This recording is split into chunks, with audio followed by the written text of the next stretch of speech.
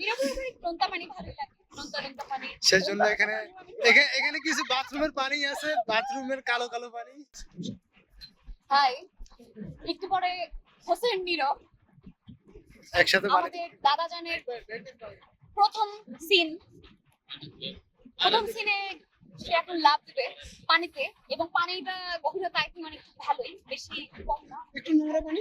একটু নোংরা পানি, একটু নোনতা লাগবে মুখে দিলে, একটু গন্ধ লাগবে হালকা হালকা, বাট প্যারা নাই। নীরব আমার ভালোই লাগে, এটা শুনেছিলাম অনেক লাগে।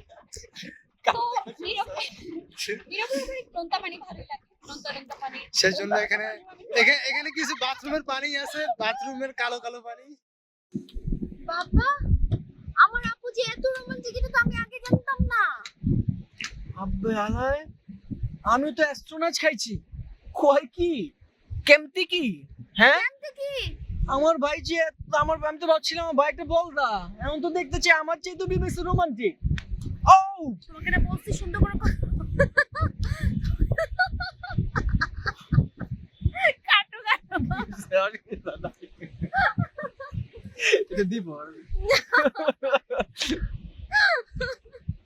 হ্যাঁ, বলো, তারপর ডায়লগ বলো।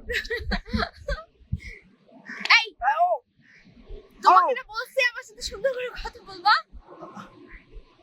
ওকে, সুন্দর করে কথা বলো। তারপর তোমার ডায়লগ আছে। আরে কি?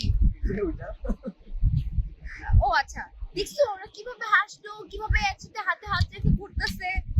চিন্তাই করতে পারি, এটা আমার বোন ফুলঝুরি। ও মাই গড, হবে কিছুতে একটা হবে বুঝছিলাম, কিন্তু এত তাড়াতাড়ি হবে এটা তো বুঝি নাই। আসলে কি আসলে কি?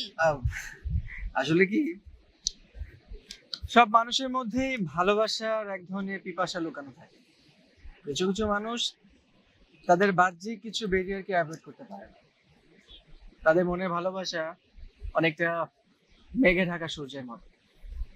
মেঘটা সরে গেলেই ভালোবাসার আলো ঝলমল করে উঠে দেয়।